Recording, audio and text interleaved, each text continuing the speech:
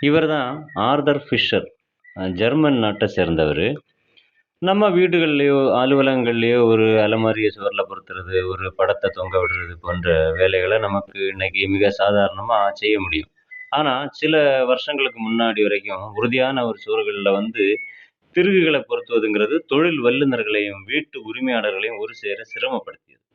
திருகுகள் பெரும்பாலும் விலகிச் சென்றன அல்லது செங்கல்லு, கான்கிரீட் போன்றத்துல விரிசல்களை ஏற்படுத்துச்சு. 1958ல் ஆர்தர் ஃபிஷர்ங்கிற இவரு தான் ஒரு புரட்சிய ஒண்ணு பண்ணாரு. அவர் கண்டுபிடிச்சது தான் பிளாஸ்டிக் வால் பிளக்ன்னு சொல்லக்கூடிய ஃபிஷர் பிளக். ஃபிஷர் பிளக் ஒரு இன்ஜினியரிங் அதிசயமாகவே இருந்தது. அதனோட முக்கிய ஈர்ப்பு என்னன்னா, பிளக்க சுவர்ல பொருத்தின பிறகு அது வழியா ஒரு திருகு செலுத்தப்படும்போ, பிளஸ் பிளாஸ்டிக்கினுடைய பிளக் முனைகள் விரிவடைந்து, இது சுற்றியுள்ள பொருட்கள் கூட இறுக்கமா பிடித்துக்கொள்ளும். இந்த அசைக்க முடியாத மற்றும் ஒரு நீடிச்ச பிணைப்பை அந்த இடத்துல அது உருவாக்கும். இந்த சிறிய கண்டுபிடிப்பு கட்டுமான துறையை ஒட்டுமொத்தமாக மாற்றி அமைத்தது. ஒரு பலமான பிடியை உறுதிப்படுத்த இனி கல்லிலேயோ, இல்ல மரத்திலேயோ பெரிய துளையெல்லாம் உருவாக்க வேண்டியதே கிடையாது. தொழில்முறை கட்டுமானம் மற்றும் DIY do it your self அந்த மெத்தேடு படியும் கைவினைப் பொருட்களின் அடிப்படை கட்டமைப்பை இந்த பிளக் வந்து உருவாக்கிச்சு.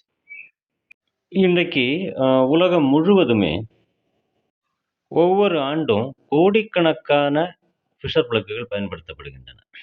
மேலும் ஃபிஷரால் நிறுவப்பட்ட ஃபிஷர் ஒர்க்குங்கிற ஒரு அமைப்புகள்ல உலகளாவிய தலைவரா அவர் தான் தொடர்ந்து நீடிக்கிறார். மற்ற பங்களிப்புகள பொறுத்தவரையில 1100க்கும் மேற்பட்ட காப்புரிமைகள, காப்பிரைட்டுகள ஆர்தர் ஃபிஷர் வந்து பதிவு செய்திருக்கிறார். இது அவர வந்து எடிசன், டெஸ்லா போன்ற பெரிய பெரிய ஜாம்பவான்கள் கூட இணைக்கிறது. ஃபிஷரின் கண்டுபிடிப்புகள் ஊடகங்களில் கவர்ச்சியான கவனத்தை பெறாமல் இருந்திருக்கலாம். ஆனால், அவை நவீன பொறியியலின் மிக முக்கியமான அம்சங்களை கட்டமைத்தன.